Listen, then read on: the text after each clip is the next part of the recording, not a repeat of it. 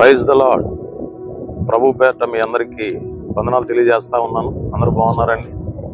కుటుంబంలో వచ్చే ఆర్థిక పరిస్థితులను బట్టి, కొన్ని శోధనలను బట్టి, కొన్ని ఇబ్బందికరమైన పరిస్థితులను బట్టి కృంగిపోతా ఉన్నారా? వేదన పడుతున్నారా? దయచేసి గమనించండి. మన దేవుడు గొప్ప దేవుడు. ఆయన ఉన్నతమైనటువంటి కార్యాలు, అద్భుతమైనటువంటి కార్యాలు చేయగలిగినటువంటి దేవుడు. నిన్ను నన్ను విడిచిపెట్టేటువంటి దేవుడు కాదు. దయచేసి అర్థం చేసుకోండి. పరిశుద్ధాత్మను నీవు నమ్ముకో, ఉన్నతమైన కార్యాన్ని కనులారా నీవు నీ కుటుంబంలో చూడగలుగుతావు. కృంగిపోన అవసరం లేదు, భయపడన అవసరం లేదు, దిగులు చెందన అవసరం లేదు.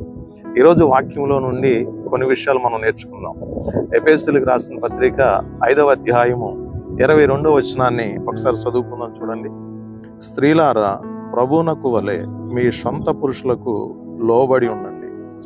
చూడండి, దేవుడు మంచి వాక్యాన్ని మనతో మాట్లాడుతూ ఉన్నాడు.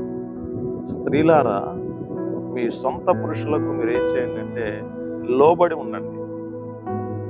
స్త్రీలను గూర్చి పరిశుద్ధాత్మ దేవుడు చెప్పేది ఏంటంటే మీరు లోబడండి, తగ్గించుకుని ఉండండి అని దేవుని వాక్యం చెప్తా ఉంది. జ్ఞానవంతురాలు తన ఇల్లును కట్టును, మూఢురాలు తన చేతులతో తన ఇల్లును ఓడబెరుకునని దేవుని వాక్యం అంటుంది. స్త్రీలు చాలా ఘనమైన వారు, బలమైన వారు, శక్తిమంతులండి. దేవుని బిడ్డలారా, స్త్రీ జీవితంలో పరిశుద్ధాత్మ దేవుడు ఒక ఉన్నతమైనటువంటి కార్యాన్ని, ఒక అద్భుతమైనటువంటి కార్యాన్ని చేయగలిగినటువంటి సమర్థుడు. స్త్రీలారా, అంగలార్చే విద్య నేర్చుకునుడి అని దేవుని వాక్యం అంటుంది. స్త్రీలు ప్రతి విషయంలో కూడా ఏం చేయాలంటే పురుషులకు లోబడి ఉండాలని దేవుని వాక్యం అంటా ఉంది. చాలా మంది చూడండి, చాలా మంది స్త్రీలు దేవుని యందు భయభక్తులు కలిగి జీవించడం వలన వాళ్ళలోనికి సాత్వికం వస్తుందండి. వారిలోనికి మంచి ఒబీడియన్స్ వస్తుంది. వారిలోనికి తగ్గించుకునే స్వభావం వస్తుంది. ప్రార్థనా జీవితమును గడిపేటువంటి స్త్రీలలో చాలా మంది ప్రార్థనా జీవితాన్ని గడపరండి. గడపకపోవటం వలన, ప్రార్థనలో గడపకపోవటం వలన చాలా మంది తొందరపడతా ఉంటారు. చాలా మంది గలిబిలు అవుతూ ఉంటారు. చాలా మంది ఒడిదుడుకులకు లోనవుతూ ఉంటారు. బైబిల్లో మనం మార్తా మరియలను చూడగలం. దేవుని బిడ్డలారా, మార్త విస్తారమైన పనులు పెట్టుకుని తొందరపడుతుంది. కానీ మరియ మాత్రం దేవుని పాదముల దగ్గర కూర్చుని దేవుని వాక్యం వింటుంది. దేవుడు యేసు ప్రభు వారు మరియ గురించి మంచి సాక్ష్యం ఇస్తా ఉన్నారు. మరియ ఉత్తమమైన దానిని వెతుకుతుందని.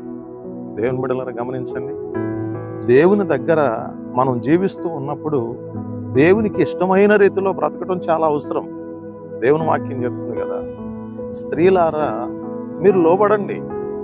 చాలా మంది స్త్రీలు పురుషుల మీద అధికారం చేస్తూ ఉంటారు. దేవుని బిడ్డలారా, ఇంట్లో చాలా మంది పురుషుల మీద గొడవ పెట్టుకుంటూ ఉంటారు. పురుషుల మీద కక్ష కలిగి ఉంటారు. పురుషుల మీద విభేదం కలిగి ఉంటారు. తగ్గించుకున్న వారు హెచ్చించబడతారని దేవుని వాక్యం అంటుంది.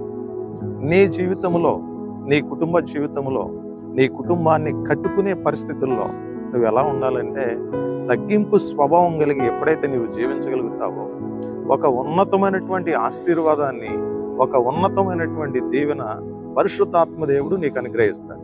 చాలా మంది గృహాల్లో స్త్రీలు నివసిస్తున్నారు కదండి. ప్రార్థన చేసేటువంటి స్త్రీలుగా మారండి, ప్రార్థనా పరులుగా మారండి. దేవుని బిడ్డలారా, ఇంటిని చక్కబెట్టుకునేవారుగా మారండి, ఇంటిని కట్టుకునేవారుగా మారండి. రక్షణ, మారు మనసు పొందండి. దేవుని బిడ్డలారా గమనించండి, అన్ని విషయాల్లో దేవుని ఎడల మనం నమ్మకంగా జీవించినప్పుడు పరిశుద్ధాత్మ దేవుడు ఆశీర్వదిస్తాడు.